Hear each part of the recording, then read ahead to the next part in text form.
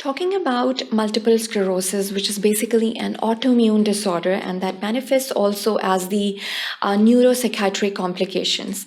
So basically, it's an autoimmune disorder which is particularly attacking the central nervous system. Over here, the antibodies are formed against the central nervous system. The different lobes are involved. Sometimes it's the frontal lobe, the temporal lobes, the occipital lobes can be involved over here. The balance, the coordination is sometimes affected if the cerebellum is involved. So these are the different sections of the brain that can be involved, that can be attacked in a person who is suffering from multiple sclerosis over here. So the different causative factors which make the person more prone to the development of this autoimmune disorder is first and foremostly the genetic predisposition of that individual particularly.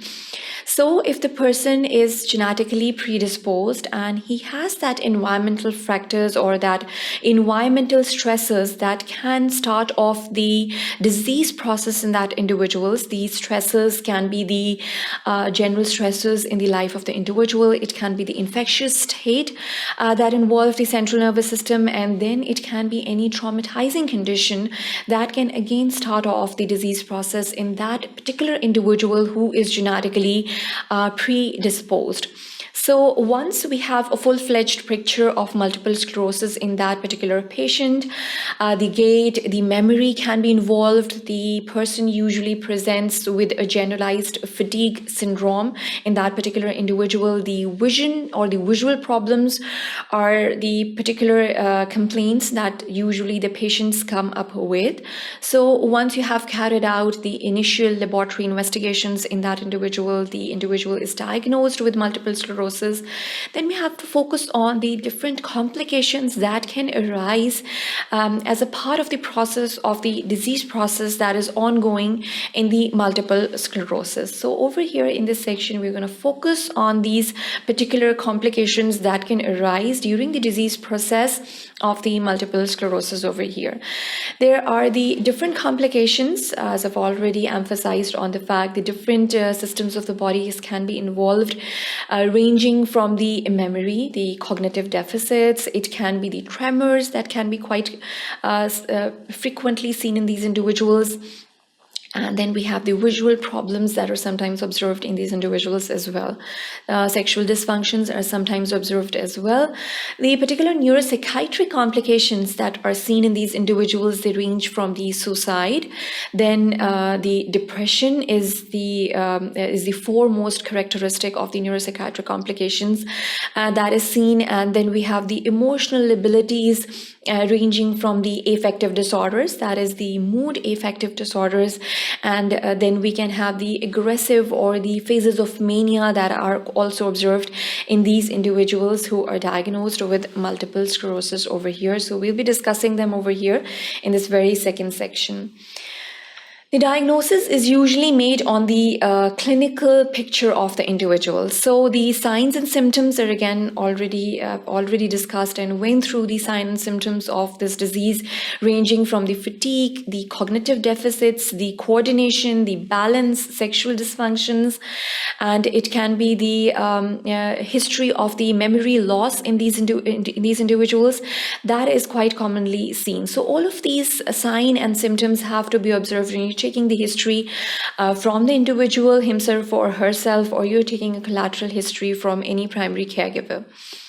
So the medical history is again very important. The past medical, the drug history, the surgical history is very important when you have that patient at your hand and you are suspicious that that person is suffering from multiple sclerosis. Then the particular laboratory tests regarding the autoimmune antibodies that can be found in the blood is carried out in that particular person. And if you have that particular clinical picture at your hand, then you have to make the diagnosis of multiple sclerosis. It requires dissemination in time and space. Space means the evidence of scarring plaques in at least 2 separate areas of the central nervous system. So you have to carry out those imaging techniques, that is the CTs and the MRIs in these patients. And if you can see the plaques at 2 different places, at 2 different separate areas of the CNS, then only you can diagnose that particular individual to be suffering from multiple sclerosis. Then the time is again very important evidence that the plaques occurs at different points in time. So if the plaques occur at the same time, that would not be a part of the diagnosis or the diagnostic criteria of multiple sclerosis.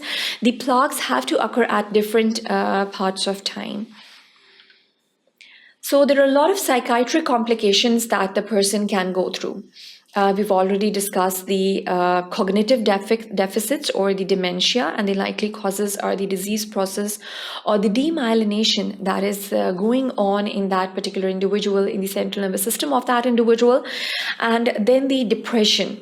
So usually the patient would come up to you with the complaints of the depressive episodes, and the likely causes are the stress after the diagnosis has been made.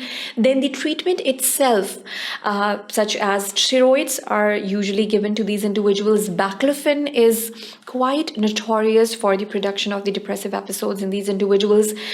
Beta interferon is also notorious for the development of depression in these individuals. Then we can also observe mania in these individuals. Disease process itself is the likely cause over here, and then the drugs, that is the steroids, baclofen, beta interferons that are administered to the individuals, they can also cause these psychiatric complications. Then we have elation, pathological laughing or crying phenomena is observed in these individuals. That is basically focusing on the emotional lability of that individual. Now, what is causing this emotional lability in these individuals? It is the disease process itself. After the temporal lobes or after the frontal lobes are involved in the disease process, you can observe this emotional lability, these phases of elation or these phases of pathological crying or laughing that is observed in these particular individuals after the diagnosis. Now, the suicidal rates are doubled in the multiple sclerosis. They are higher in people with the alcohol consumption and depression. Now, when we talk about depression, 20 to 50% in the lifetime, they suffer from depression. The bipolar affective disorders are quite commonly or frequently observed in these individuals.